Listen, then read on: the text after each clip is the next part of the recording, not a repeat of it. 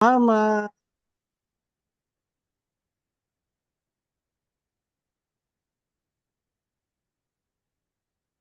Okay, so good morning po sa ating lahat. Magandang umaga po sa ating mga tagapakinig dito sa Tipon-Tipan sa DWQP at dito sa PIA po.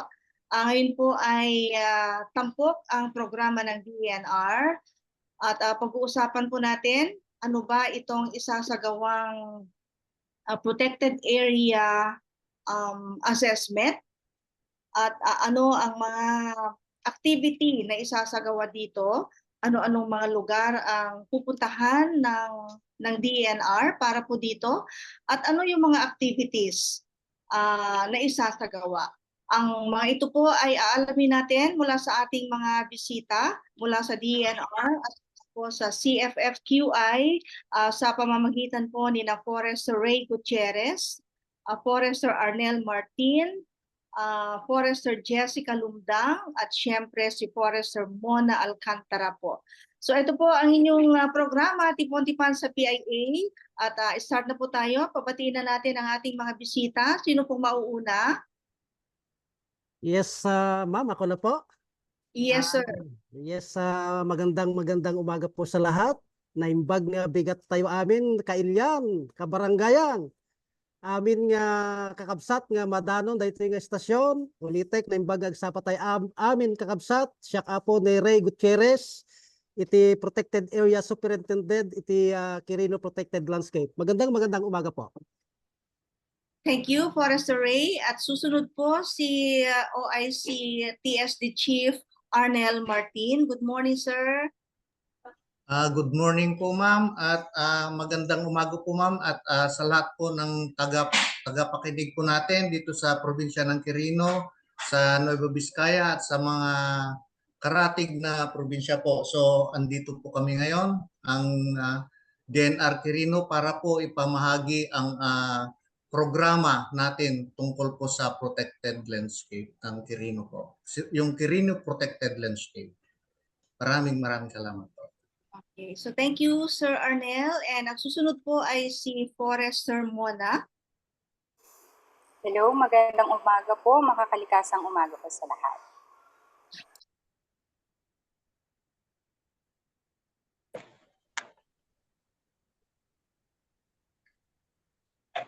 Thank you, Ma'am Mona. Ang tipid-tipid ng pagbati ni Ma'am Mona. Ano? And last but not least, si Forester Dang ng CFFQI. Good morning, Ma'am Jessica. Hello po ma'am. Good morning po sa ating lahat at sa lahat po ng mga tagapakinig natin ngayong umagang to. Maraming salamat po sa pagpapaunlak ninyo sa amin.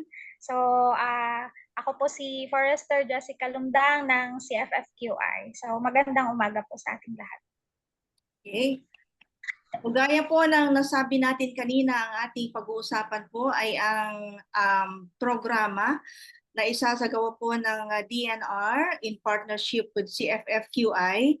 Ito po yung PASA. Mamaya po ay alamin natin ano ang ibig sabihin ng PASA. Ano-ano ang mga nakapaloob na activities po dito. So bilang background po para malaman ng ating mga tagapakinig at tagapanood, ipapaliwanag po ito ni Forester Ray Gutierrez. Yes, ma'am. Ulitek, ma'am, iti agyaman. Magandang umaga at maraming salamat po sa pagkakataon nito upang maipaliwanag po natin ang ibig sabihin itong Protected Area Suitability Assessment. Ano? Ang PASA ay isa pong evaluation, ano? Isang pagtatasa ng sa lugar ng itong Quirino Protected Landscape at itong mga proposed areas to determine their suitability for establishments as a protected area and inclusion to the National Integrated Protected Area System o itong tinatawag po natin na NIPAS. Ano? This is under the Republic Act 7586 of 1992 as amended by Republic Act 11038. Ito po yung expanded National Integrated Protected Area System of 2018. Ano po ba itong PASA? Ito po ay pag-aaral, pag-aaral sa isang lugar kung nararapat pa ba na ito ay i-include dito sa tinatawag po na protected area.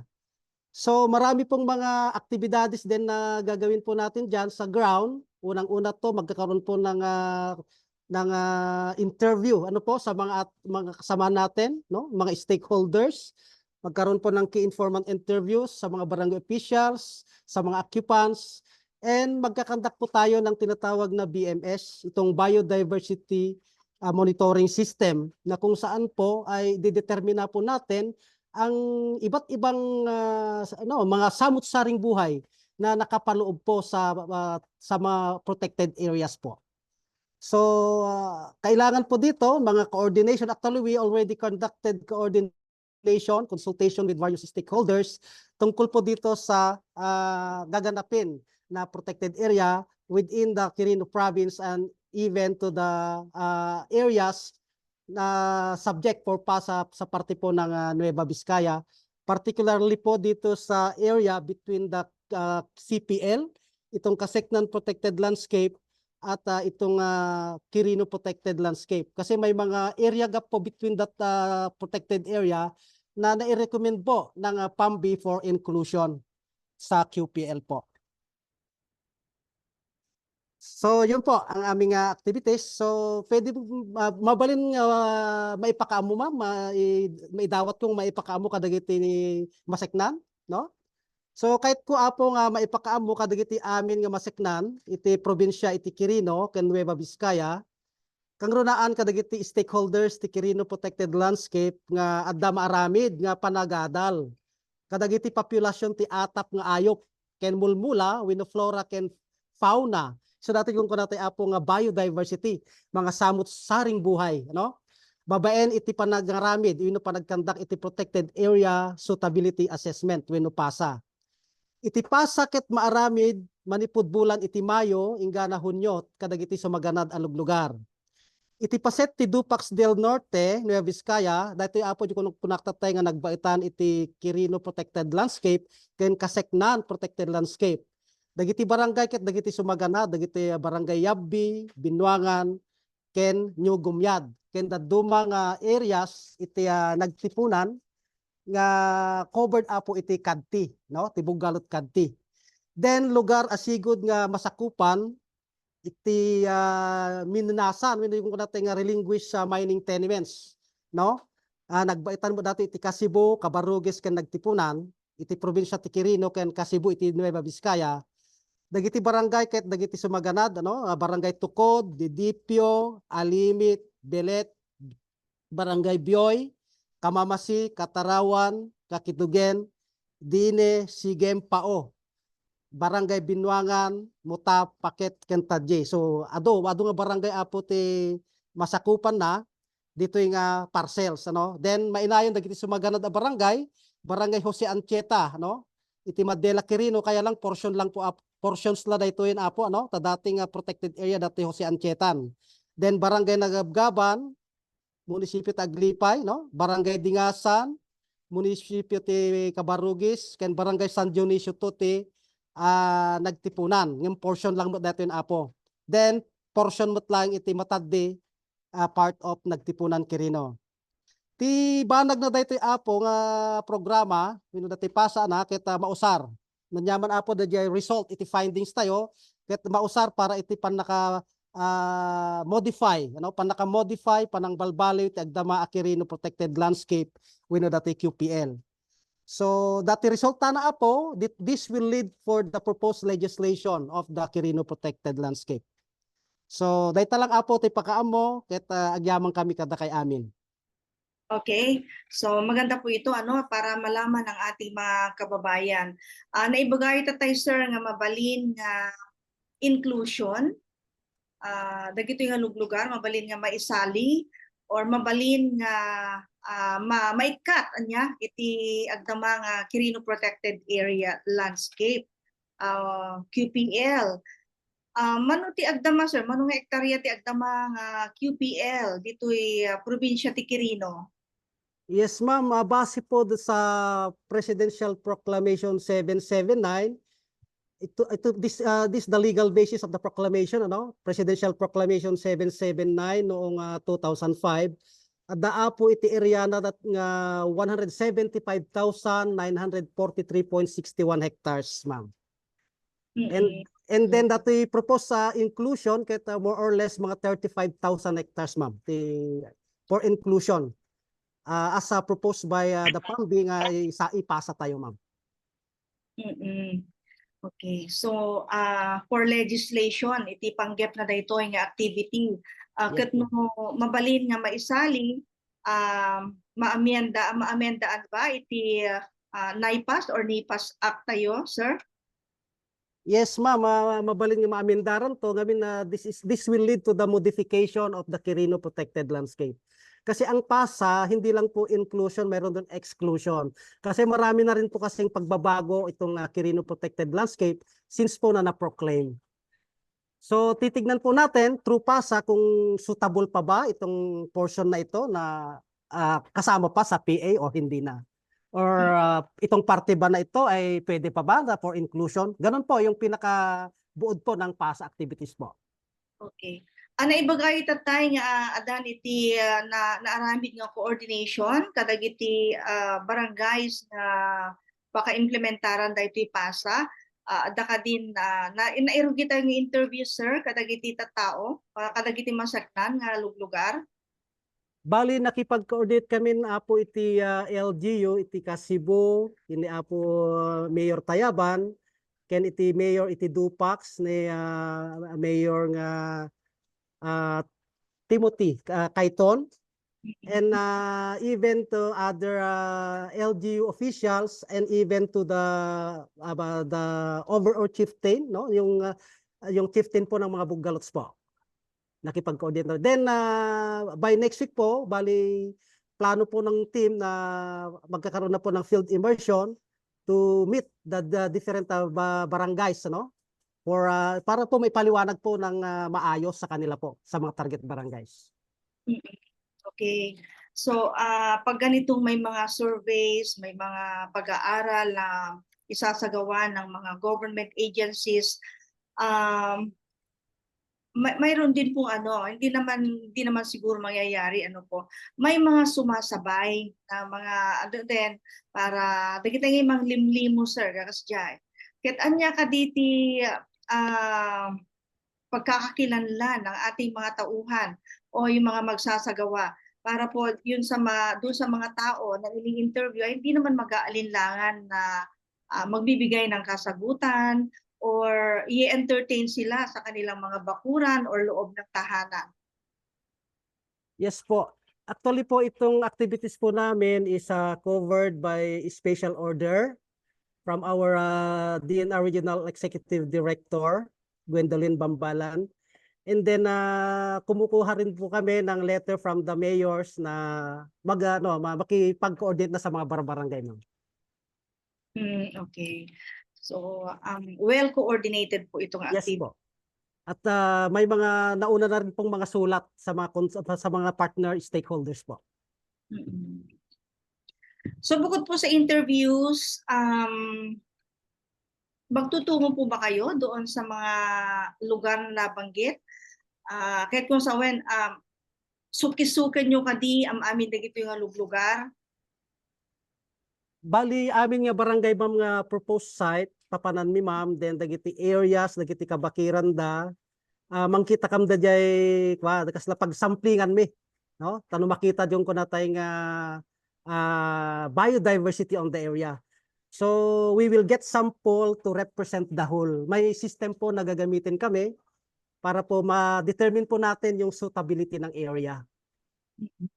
Okay, so by system, akala Yes, ko isa-isahin talaga ninyo yung mga barangays, lahat ng kabundukan ay pupuntahan, yun pala may system kung saan may pupuntahan lang po siguro kayo, and then itong lugar na ito, it will represent the whole area. Ganun Yes po ba? Yes po, may actually na-determine na namin yung cluster barangays na kung saan nandun yung mga kagubatan nila.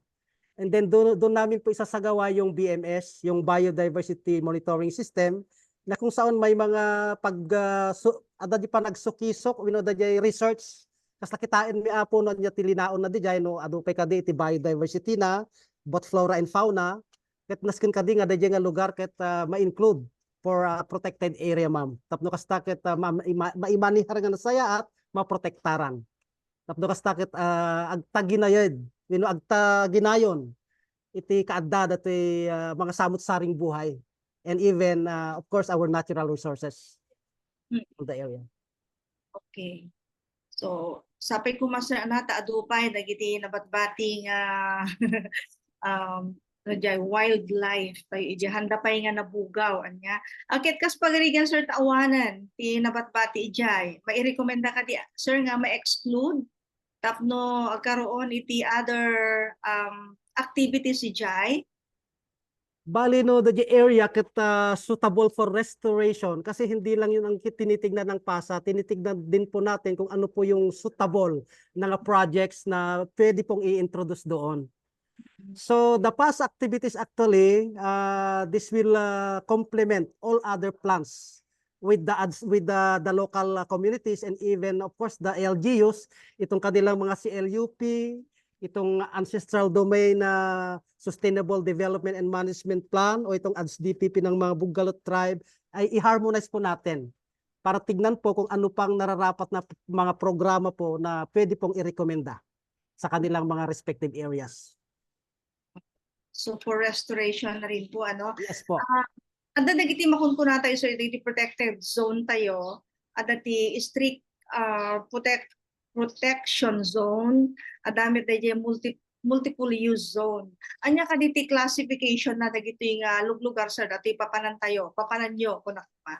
Yes ma'am, i-classify po natin diyan yung two major management zone ng PA, yung nga nabanggit po itong strict protection zone and multiple use zone. Dito po strict protection zone ket lugar dito yung talaga restricted for human intervention na kung saan magiging mga habitat na lang po sana ito ng mga wildlife, magiging headwater para sa ganun tuloy-tuloy po yung water quality natin. And of course, this will also serve as a mitigating measure sa napakatinding epekto na ng climate change. So, yan po, tignan po natin kung saang lugar yan na talagang i-recommend natin for strict protection zone. Then itong multiple use zone po naman, disallowed economic activities, no? May mga activities po dito sa MUSJ na kailangan din i-harmonize sa mga local plans, no? Sa CLUP, sa DPP, and other developmental activities po nandito po sa MUSJ. And even dito rin po yung tinatawag na residential areas, mga built-up zones. So nandiyan po, ika-categorize po natin sa papagitan ng proper planning, on the ground. So magkakaroon po tayo ng mga system kung paano natin titignan ang mga major land use zone na ito, madam. Okay. Oo. Nadamag tayo sir agsipud ta adun dagiti economic activities tayo kadagiti protected zone. Maawa tayo nga dagitoy nga activities dagitoy nagarabit activities nga dagitoy ket naka-apply da iti DNR iti makunkuno nga SAPA na SAPA da diyan ya sir. Ket adamot iti regular nga monitoring iti DNR no saan da aglablabsing kadagiti nakakabil iti agreement yo anya no nya dagiti agreement iti bawat party. Oo. So base po sa monitoring ninyo sir, awan pay kaditi naglabsing, awan pay ti naikat or awan pay dagiti na adi ngay agreement ka na anong tawag doon? Yung na parang na-cancel na, madam. Actually, ma'am, sa ngayon po wala pa tayong nai-issue na SAPA, itong Special Use Agreement in Protected Areas. Actually, ang na-issue pa lang dito ay itong mga CBFM areas. Kasi nauna po ito, mga Community-Based Forest Management Agreement within the scope of the Quirino Protected Landscape. Now, marami na rin pong mga nag-expire na CBFMA. So, kasalukuyan din po yung assessment ng mga CBFMPOs kung nararapat ba na sila ay mai-renew, no? Mai-renew yung tenurial instrument nila. Kaya lang po, as per policy po, yung mga CBFM areas covered by the QPL, by the PA, this shall be converted into PAC-BARMA. Itong Protected Area Community-Based Resource Management Agreement. Yung mga CBFMA na nandun sa QPL, ma-convert later on na PAC-BARMA po. Pero sa ngayon, wala pa kasi kasalukuyan po yung assessment pa lamang po. Okay. Hanggang kailan po yung assessment, sir? Actually, itong SAP actually, assessment ng CBFM actually may natapos na rin, pre-na-process na rin po yung mga renewal nila, ma'am. Kasi kung hindi ako magkamali, may walong CBFMA areas inside the QPL na nag-expire na rin po last year. So kasalukuyan po yung assessment, yung mga iba po. Pero as of now, pre-process na rin po yung mga renewal po nila para ma-convert na PAC-BARMA. Ganun Okay. po. And itong SAPA naman po, itong Special Use Agreement on Protected Area, may mga applicants din po. At yun, on process na rin po kasi may mga other requirements din na kinukuha, itong ECC o kaya itong Certificate of Non-Coverage from other agencies po. Pagka nakumpleto po yung mga papeles nila, then we will submit the application sa regional office po para mai-process po yung tinatawag na SAPA, Special Use Agreement in Protected Areas. Opo. So ano-ano pong mga activities na isasagawa or mga projects na isasagawa ng ating mga applicants dito po sa SAPA? Actually po, itong aplikante po natin ngayon ay mga government agencies po, ano? Itong DPWH, may mga proposed tourism road improvement projects within the PA at mga barangay roads din po na pupunta po sa community, no? So, actually, yun ang kasalukuyan po nating i-process at may mga tourism site din po na nag-apply for SAPA. So, government agencies pa lang po. Yes po. Pero yung pag-apply po ng SAPA ay open po kahit sa private agencies? Yes po, as long as makomply niya po yung agreement at siya po ay qualified na mag-develop po ng portion ng PA na masustain yung PA po. At kaya ang qualified din po dyan, mga community, mga IP community, and then other mga cooperatives, and of course, mga government agencies po. Opo. So kung pasok po doon sa guidelines, Yes po. PNR ay sigurado kung maa-approve yung kanilang mga application. Okay. Yes po. Balik po tayo dito sa PASA, ano po, na mag-i-start na po this May. Yes, ma'am. Mag-i-start na po ngayong buwan. Kasama po ninyo ang CFFQI. Oo. Kay Ma'am Forester Jessica, so ano po ang magiging role ng CFFQI? Pero bago niyan ay pakilala muna natin ano po sa mga hindi pa po nakakarinig ng CFFQI dahil ito po ay may dating pangalan noon at naging CFFQI. So ipaliwanag po yan ni Forester Jessica Lumdang. Go ahead, ma'am. Ayan, so thank you po Ma'am Talma and Sir Ray. So magandang umaga po ulit sa ating lahat, sa lahat po ng tagapakinig. Ayun, so actually po, dahil po wala po ang aming Executive Director, I will be representing po ang CFFQI. So brief background lang po about sa CFFQI. So bago po nagkaroon ng CFFQI, nauna po ang RP German. So, kaya po nabuo ang CFFQI dahil sa RP German. So, ang CFFQI po is a non-government agency, pero sinusuportahan din po ng ating provincial local government. So, nag-start po siya noong October 2003. So, almost magto-21 years na po siyang nag-exist. Ayan, so ang CFFQI po ay nag-offer po ng 4 cross-cutting services. Namely po, una, yung GIS services po natin. So, ang CFFQI po ay kilala dito sa probinsya bilang mapping center po. So lahat po ng mga nagre-request ng maps para po sa mga munisipyo and dito din po sa ating probinsya, ayan. So dito po sila nagre-request ng mga maps po nila. And then secondly po, we also offer po ang CPMCD or Collaborative Planning and Capacity Development Services din po. So and third po is ang nursery and agroforestry services. Nagproproduce din po kami ng mga grafted fruit trees and mga seedlings po. Ayan, so may mga nagre-request din po kasing agencies dito din po sa probinsya. So sa mga gusto pong mag-request dyan, pwede po kayong gumawa ng letter na i-address lang po kay sa aming Executive Director po, si Engineer Grace Dorothy Vicente. And then lastly po is yung aming training center. So ito pong training center, so na-create po siya purposely para sa ating mga partner agencies po dito sa probinsya. Ayan, so para po sa mga POs natin and then kapag po may mga events po tayo dito sa probinsya, ayun, so sa training center po yung isa sa pinupuntahan po na nagkikater po sa mga tao na walang matutuluyan, ganyan, and malayo yung mga uuwian. So, doon po nila sa training center po natin dinadala. Ayun po. So, ayun lang. So natin, ano, alam na natin yung magiging role ng CFFQI. Sabi ko na mapping. Yes. So, yan yung gagaling po yung mapa, yung mga lugar na pupuntahan.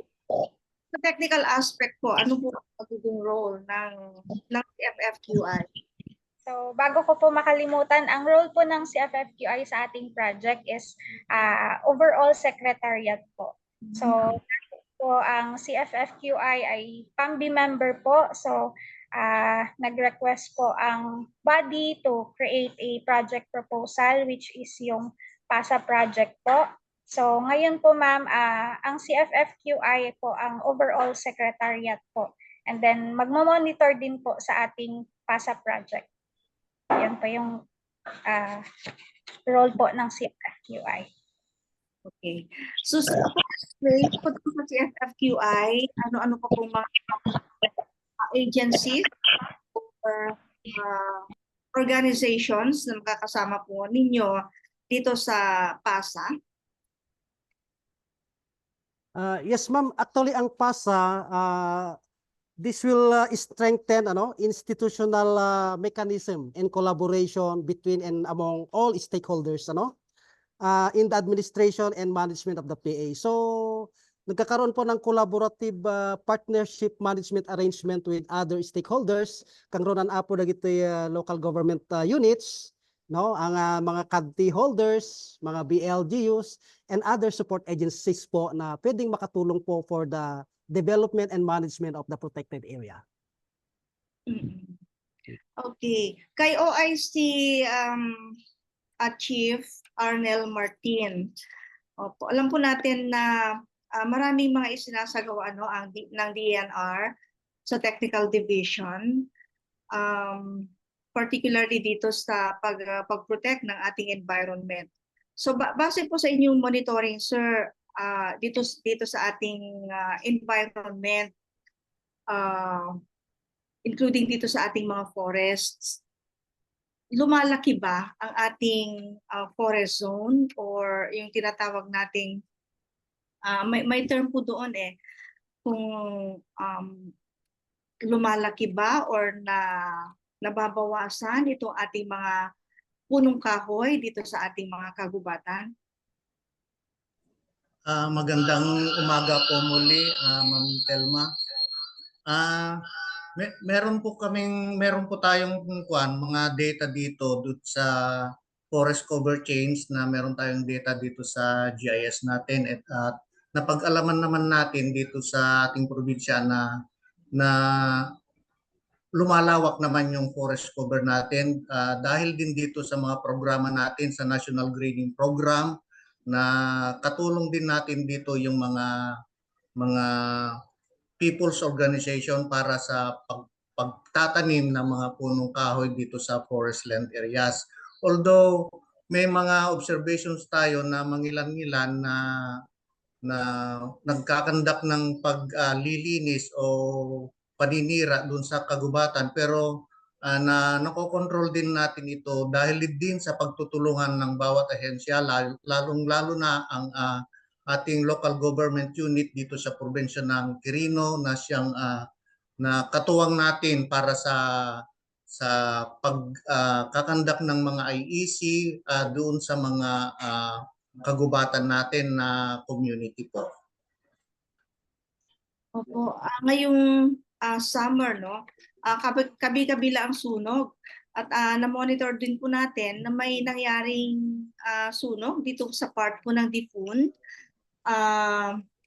forest fire, ganun po. Hindi po ba nakaka-apekto yon sa ating pagpapalawak ng forest cover?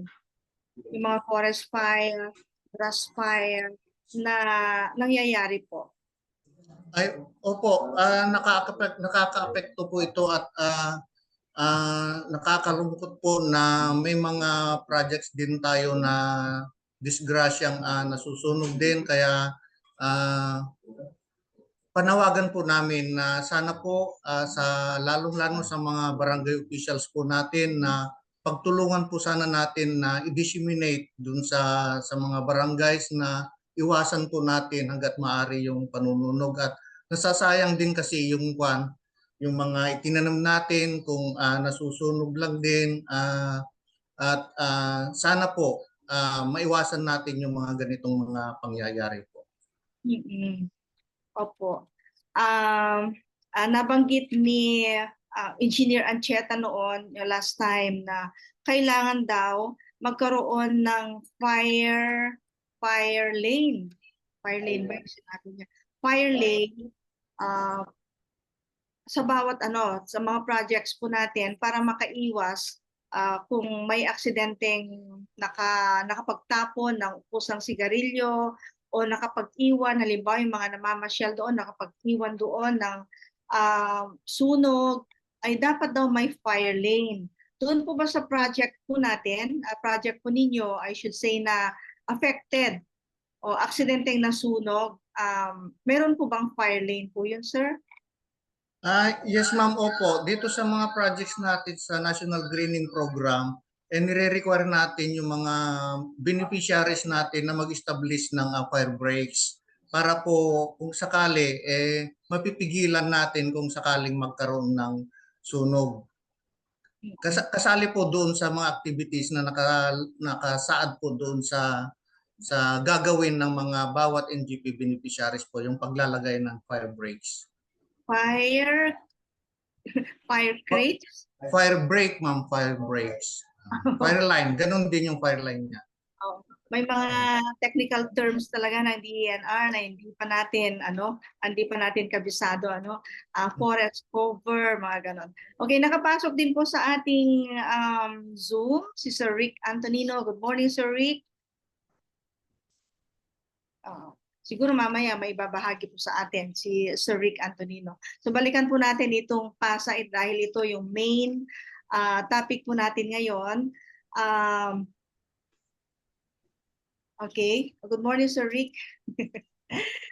Yes, ma'am. Kumusta po? Magandang umaga po. At sa lahat po ng ating mga tagapakinig, binabati ko po kayo ng magandang umaga. Thank you for joining, Sir Rick. Okay, so balikan po natin itong pinag-uusapan po natin about PASA. Napag-usapan natin kanina na mayroon ng mga initial coordination, interviews sa ating mga affected na mga lugar, Dita, Paparanyo, different barangays, adan na pasamak nga tungtungan, kadagiti officials, adda ka sir dagiti grupo nga aggress resist iti aramiden nyo nga study or research.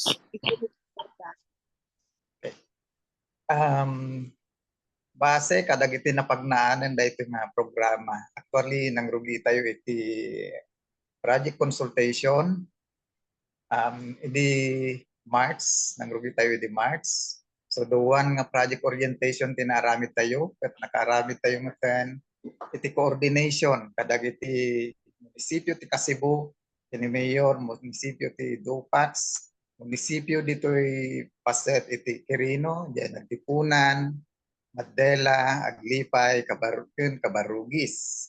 Kadag iti stakeholders tayo, mairaman ti opisina ti National Commission on Indigenous People, tamasapol ko madajay pre and prior informed consent or FPIC.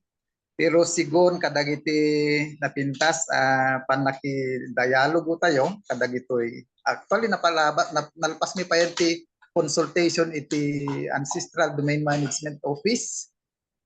Ket base iti pasama ken observation tayo ma'am ket awammet iti makita tayo nga pumuntra kada iti nga project taamuda nga dati ket maipanggemet iti development iti kabakiran ken mairaman dagiti tattao nakkangrunaan dagiti iti komunidad. Okay. Thank you so much, Sir Rick. Kung kunada nga in every development kano, adadagiti maisakripisyo niya, adadagiti may mga iniingatan tayo na may isasacrifice for the sake of development. Ket sapay kumata awan ti adu nga maisacrifice at dagiti natural resources tayo no magnanto iti development kangrunaan dagiti barangay roads or dagiti in-applyan ti DPWH kaya nga roads nga ma-open ken dagiti tourism sites awanti aduunay nga maisakripisyo nang nangruna dagiti kay kayo. Kuna ti DNR nga ti kayo ket no masobraan met iti iti tawen na nya ket nya ti jay kasano may explain day jay ket med nga nasayaat nga kwa di jayen no masobraan iti tawen na anya Sir Rick kasano nga i-explain jay? Ada dagitay kayo kas kuma iti Milina wenno ti Milina kas pagarigan ti kayo gamin nga Milina ket no aglalo no dayjay panagimula ket pinarot mo iti panangi-transplant mo into no agtawon dayjay iti nangat-ngatong ngem 10, 15, 20 kasjay ket adda ti agabot ko jay daduma pa nga gapuna ket no datay madalanan ti bagyo oray dagiti natural nga tayo nga hantay nga inmula ket no madalanan ti bagyo ket adda dagiti maspak adda dagiti matupakan na ket adda damet dagiti manglaylay wenno matay so ti paggapon na dayta ket either natural wenno aramid iti tao no daduma dagitay addamet iti kabakiran apandangay gudguden dayjay igerdel dayjay may sanga kayo no makasalsali dayjay kwa daan ti tingati minaisanda damdama matay tulat dayjay so dagijay ti cause na dagijay kwa pero dagijay kayo nga sobrang ti tawon na kaslamet lang tao day tamam ano madanon iti tawon ket talaga nga madano na dyan ibagbaga tayo nga senility, stage of senility, ag-decline. So, matay talaga. So, bago nga matay, dapat nga ma-harvest ang yung certain yes, ma'am. No, iti Milina. Pero no, kadagi jay natural. Natural nga planta nga kabakiran, natural nga kayo. Ora ingana itatamam ket awan pa iti palpalubusan iti DNR hantay nga ag-issued ti DNR iti permit ora kadagiti makunpon nga recovery permit so ti kuana gamin dayta ti permit na gamin dayta ket tapno han nga masayang dijay kayo ket ti mai-issue ket recovery ko nga pero awan lang ti opisina tayo tatamam hantay nga ag-issue tanyaman nga permit iti panag bukan iti kayo aglalo no gapoy jay natural nga kabakiran. Okay. So may isa kadida ito sir, kadagi tikit kitain tayo, kadagi nag-apply iti PASA, nagdadagiti kay kayo nga saan nga rumbeng nga madalapos or saan nga rumbeng. Yes ma'am, kadagiti nag-apply iti Sapa ma'am, di damagong orpasa, sapa. Agbinbin na litat sa Okay, pakin ti DPWH ket ado ti application da ti nakabinbin itatta dito ket nasurok nga sa nga pulong tourism road improvement kas kada missing link. Iti proseso na dayta ma'am, iti prinsipyo na dayta no adda dagiti kayo nga madalanan dijay propose nga kalsada wenno missing link nga ipagbagada. Ket i-coordinate na dayta iti DNR. Iti DNR ket ag-conduct iti inventory i-determine na no sa dino tinagpolan na dayta nga kayo nga madalapos no adda iti multiple use zone wenno strict protection zone. Ket amin kayo nga madalapos ket ma-inventory may kan iti tree cutting permit i-apply mismo dijay concern nga nag-apply iti SAPA. Amin dagiti kayo nga apektado ket i-deposit da iti DNR. Opisina ti DNR, iti kaset nga opisina ti DNR ket dagitanto dagitay mausar nga i-donate tayo kadagiti DepEd o DPWH, LGUs. Dagijay kayo nga apektado dati tree replacement na dayta ma'am. Tunggal kayo nga mapukan ket adda sukatanda nga 50 nga puon agmula da iti 50 nga puon akas sukat dayjay kayo nga tapos na ma'am. Tunggal puon may nga kayo ti kasukat na ket 50 nga puon man ti kayo. No sayaat anya no pukanem iti may nga kayo dapat agmula ka pa iti 50 nga puon. Ket dapat nga masigurado nga iti 50 nga puon ket agbiag anya sir bakanto ket monitoring na kinaimula anto man lang nagbiag ket sayang dagiti sidling said iti DNR ken si FFQI. Okay. So nagpinta si programa ti DNR ket nagsayat unay kuna ni Sir Arnel ay ket lumawlawa iti forest cover tayo. Ti Quirino ket ammu iti kaaduan nga protected area isu ti kapuan iti danum ket sa sapay ko matamasalwadan tayo dagitoy tapno makatulong tayo kadagiti kabangibang nga ilili kabangibang nga probinsya. Nagsaya dati sir tam amin nga programa ti gobyerno ket maipakaammo iti barbarangay tapno no dami ti kapanunutan da kas pagarigan na iti mairekomendada tapno mas mapapintas pa iti proyekto ket nasaysayaat nya saan lang haan nga one-sided anya dapat mangegmat iti side iti maseknan nga officials sa tao iti naduma-duma nga barangay. Ket ako natatay ni Sir awan met iti aggress resist ipod ta para iti development. Ada ito yung mapaspasama. Ngem ti makapaliday nga paspasama ket adupay lang dagiti kailyan tayo nga agputputed iti kayo dagiti makunpon nga datawag yun dyan nga illegal logging, timber poaching. Oo, titawag yun. Logging, timber poaching. O, timber poaching. Adapay lang mamon-monitor tayo, matiltiliyo, DNR, PNP. Kaya tayo mamunta sir, no kasano tayong papapigsaan, ti kampanya tayo. Kadagitoy nga aglablabsing iti paglintigan iti environmental laws. Okay, ma'am, nakapintas data sa lunsod mo. Ket kuman nga sungbatan dayta nga inagan ko iti mangidadaulo kanyami iti director mi. Actually awanan ditoy probinsya tayo dagiti makunkuna tayo nga hotspots.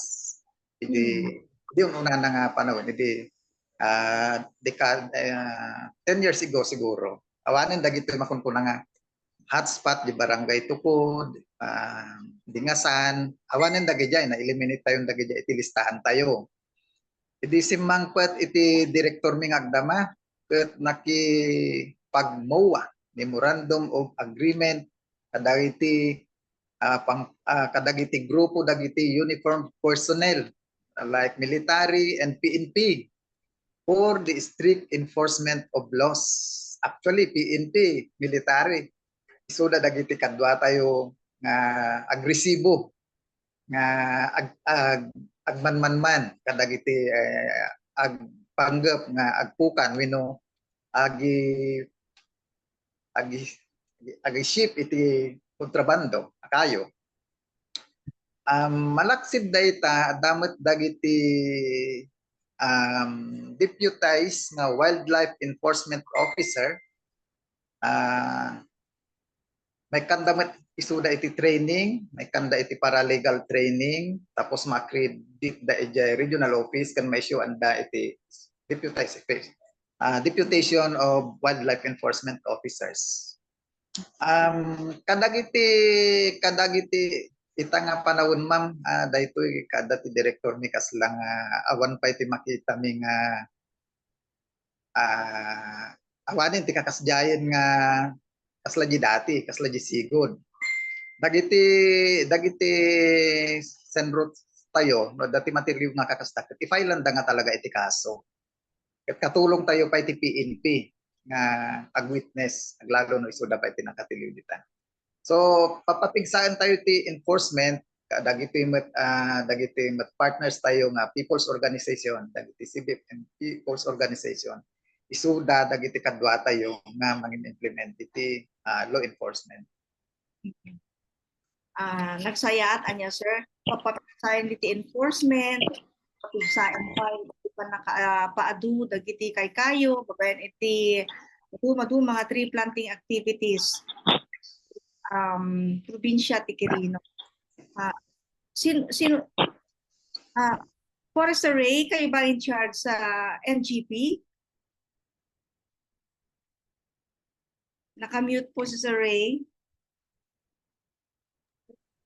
Hindi po ma'am, hindi po akong in charge ng National Greening Program, pero saklaw po ng ating Chief ng Technical Service Division, si Forester Arnel po. Ay, Forester Arnel, I'm sorry. Forester Arnel, kumusta naman po ang implementation ng National Greening Program dito sa Quirino? So, kagaya po ng nabanggit ko po kanina na ito yung isang napakalaking faktor kung bakit gumaganda yung forest cover natin dito sa probinsya natin ng Quirino dahil sa magandang o successful na implementasyon natin ng National Greening Program natin na kung saan yung mga people's organization natin, sila yung partner natin para mag-implement ng mga ganitong klaseng programa po. So na-meet na ba natin yung target natin na to plant million trees within how many years? At yung buhay po na mga punong kahoy, namo-monitor din ba natin?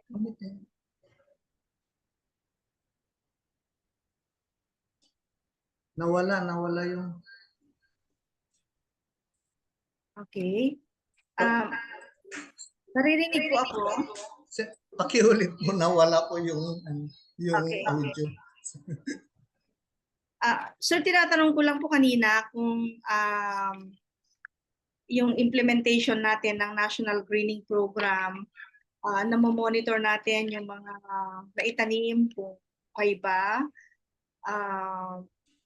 at yung bilang o target number ng itatanim natin within how many years ay na-meet na po ba natin? Ay opo, bali may mga na-create po tayo ng mga inspection committee ng Penro at saka ng Senro para bago po mabayaran ang mga ito ay binibilang po o kaya binabalidate doon sa plantation kung naitanim ba talaga yung required ayon sa nakasaad doon po sa kontrata nila. So sa kasalukuyan po, meron din tayong third party validators na silang nagbabalidate yung implementasyon natin ng National Greening Program. So kasalukuyan po ngayon yung ginagawang validation ng mga third party po. Yes, okay po. So thank you so much for that information, sir. May karagdagan po si Ma'am Mona. Ay, hello po. Naririnig po ba ako, ma'am? Yes po. Please go ahead. Sir, okay po. Narinig. Ay.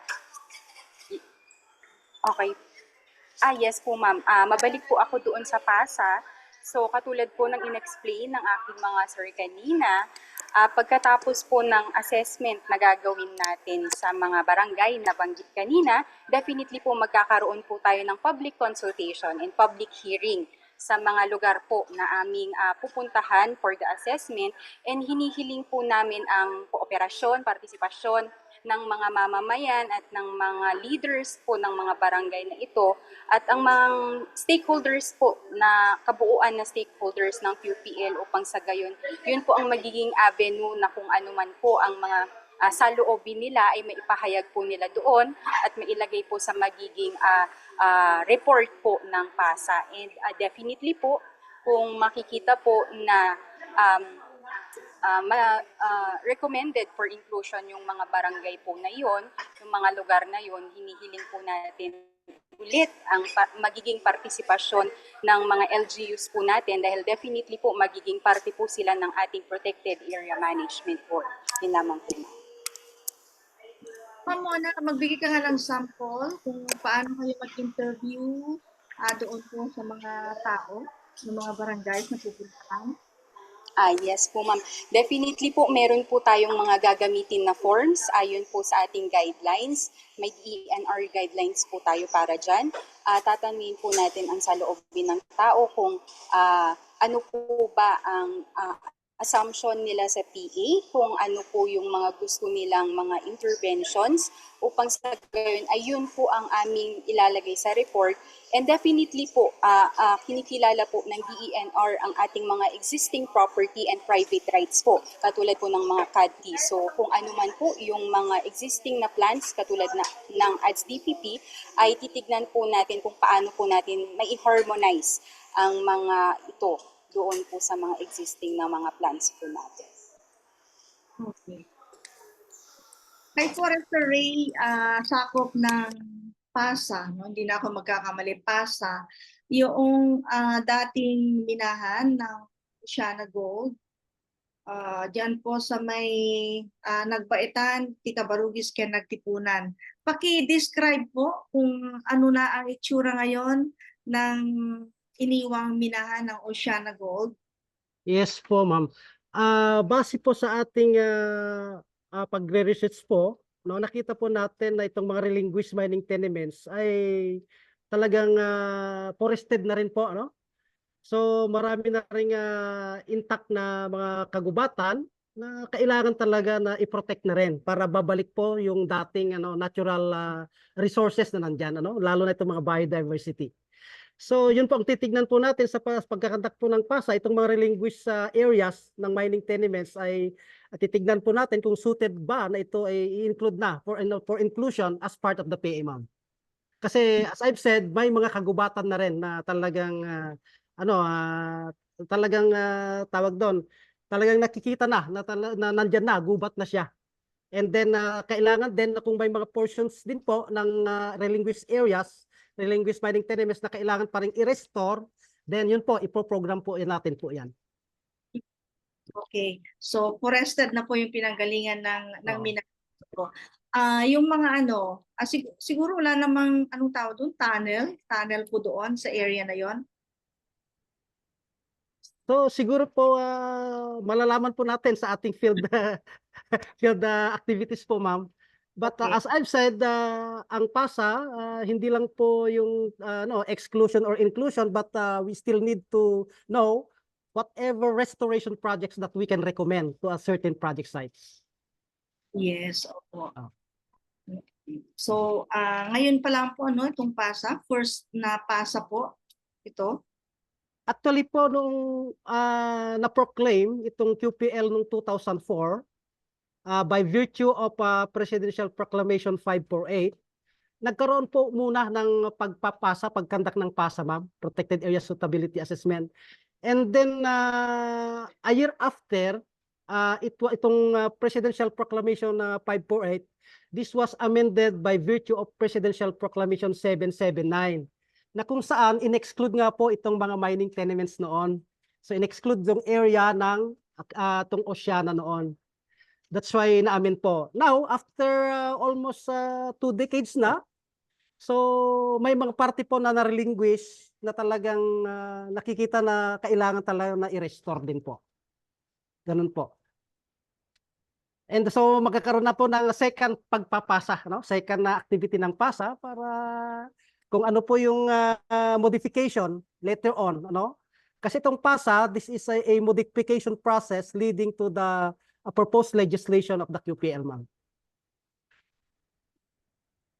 For legislation purposes, for development, Yes po. restoration. Yan Yes po po. ang mga objectives ng isasagawang PASA. At kung ano man po yung mga magiging rekomendasyon ng mga tao doon, i-consider din po ng Yes po. Okay, so ating oras po ay ilang minuto na lamang bago mag-end ang isang oras na talakayan. So yung ilang minutong natitira po ay bibigay ko po sa inyo para po sa inyong mensahe, mga paalala, or kung ano man gusto nyo iparating sa ating mga tagapakinig at tagapanood dito sa ating palatuntunang Tipon Tipan sa PIA. Sino po mauuna? Unahin natin si Ma'am Mona. Yes po, maraming salamat po ulit Ma'am Telma sa pagkakataong ito na ibinigay ninyo sa amin sa DENR. Nais ko lamang pong ulitin ang aming mission sa DENR, which is to mobilize the citizenry. Ang aming mission po ay upang hikayatin ang lahat ng mamamayan ng Pilipinas upang sa gayon ay sama-sama po nating protektahan ang ating likas na yaman dahil hindi po kakayanin ng DENR lamang ang trabahong ito. Kaya hinihikayat po namin palagi ang inyong partisipasyon at kooperasyon. Maraming salamat po, Ma'am Telma. Thank you so much, Ma'am Mona, for joining. Ang next po ay sino po? Sige, si Ma'am si Ma'am Jessica. Ayan, so unang-una po sa lahat, maraming salamat po ulit, Ma'am Telma. And sa lahat po ng nakikinig sa oras na to, maraming salamat sa pagpapaunlak ninyo sa amin, sa aming request. Gaya po ng sabi ni Ma'am Mona, nandito din po ang CFFQI na handa pong tumulong sa DNR at nandito po kami para umantabay din sa mga pupuntahan din na mga area. So, ang CFFQI po ay bilang monitoring agency or CFFQI po kasi ang nag-bridge ng between funding agency po natin ng Forest Foundation Philippines at ng DNR. So, andito po kami para tumulong anuman po yung kailangan ng ating team sa DNR. Andito lamang po ang CFFQI at hinihiling ko din po sa mga areas at sa mga LGUs po na involved at sa mga stakeholders, hinihiling po namin ulit ang inyong partisipasyon para po sa ating proyekto. Ayan po. So maraming salamat po. Thank you so much sa Forester Jessica. Sino po susunod na magbibigay ng message? Si Forester Ray. Yes, ma'am. In behalf of our PENRO, si Madam Mariam Frances Malana, na kasalukuyan din po na umaattend ng meeting ngayon sa PLGU, nais po naming magpasalamat sa pagkakataon na ito na ibinigay niyo po sa amin upang maipahayag o ma-explain po ang layunin po ng ating proyekto na Protected Area Suitability Assessment. Inaasahan po namin na ang ating mga partner agencies, all stakeholders involved in these activities ay makipag-participate po tayo upang we will collectively decide kung ano po yung talagang magandang programa, magandang decision para po sa modification ng ating QPL. Maraming salamat po. Thank you so much, Forester Ray. And last, I think, andito pa po ba Sir Rick Antonino? Or bumalik na sa trabaho? Okay, Sir Rick, any message? Nandito po. Sige, maraming salamat po sa ating programa ng DWQP. After 5 years, muli nakabalik ako sa programa na to. Sa ating mga stakeholders, inaasahan po namin ang iyong pakikiisa sa trabaho natin na ito, lalong-lalo na sa parte ng mga local government units at doon sa mga stakeholders natin, especially doon sa mga barangay na nasasakupan ng PASA na ito, maging yung mga counterpart natin sa local government unit. Alam namin na meron kayong mga issues and concerns hinggil sa mangyayaring protected area suitability assessment na to. Ang team po ay handa pong makinig sa mga concerns o issues na mga yan at ipaparating po natin lahat ng yan sa ating protected area management board upang sila po magbigay ng kanilang magkarampatang desisyon. Nahanyayahan po namin kayo sa mangyayaring public consultation and public hearing as we progress in this program na kayo ay makikita at makipag-participate po sa programa na ito. Maraming salamat po. So much, Sir Rick, and the last si OIC Chief Arnel Martin. Unang-una po, maraming salamat sa pamunuan ng DWP-QP para po para maipaabot namin itong programa ng opisina sa umagang ito po. At kunin ko po yung pagkakataon na ito na magpasalamat po sa mga LGU ng Kasibu at ng Dupax sa pamumuno ng kanilang mga butihing mga mayor at dito rin sa LGU dito sa probinsya ng Quirino sa pagtanggap nila sa isasagawa nating pag-aaral na ito during our coordination at naibigay naman nila yung kanilang suporta para maisagawa natin itong pag-aaral na ito sa pamamagitan ng tinatawag nating protected area suitability assessment para po maprotektahan natin ang mga natitira pang ang mga kagubatan natin. Napakalaki po ang gastusin ng forest restoration. Kaya kinakailangan po talaga na we have to protect our remaining forest resources para din sa atin at sa susunod na henerasyon. Maraming salamat po. Sana inaasahan po natin ang yung malakas na samahan ng DNR, ng LGU, ng mga NGOs at lahat po ng ating BLGUs, mga IPs, mga academe, mga other government agencies para po maprotektahan natin ang mga natitira pang kagubatan. Lalong-lalo na po ang ating mga protected areas. Maraming salamat po. Okay, thank you so much po sa pamunuan ng DNR. Thank you kay Forester Mariam Frances Malana and sa inyo po lahat, si Forester Ray, Forester Arnel, Forester Rick, Forester Mona, and sa CFFQI, si Forester Jessica. Thank you so much sa abot po ang aming pasasalamat kay CEO ng CFFQI, si Engineer Vicente, sa pagpapaunlak ninyo ng panayam na to para maipaabot po sa ating mga mamamayan, lalong-lalo na sa mga apektadong lugar, itong proyektong PASA. Sa mga susunod po siguro, dahil protected area ang ating pinag-uusapan ngayon, ay hindi na ako nagtanong tungkol doon sa mga applications or yung mga pa-expire na projects under CB, magkamali na naman ako, CBFM. Opo. Okay, so hindi na ako nagtanong about doon and magkakaroon po tayo ng another episode para po doon, exclusive para po doon. So thank you so much sa mga nalaman namin ngayon, sa mga bagong information at sana po sa mga nakapanood nito, nakapakinig, ay tulungan natin ang DNR upang maipalaganap ang information na to para po sa development, restoration, and any recommendation for the modification po ng ating Quirino protected landscape.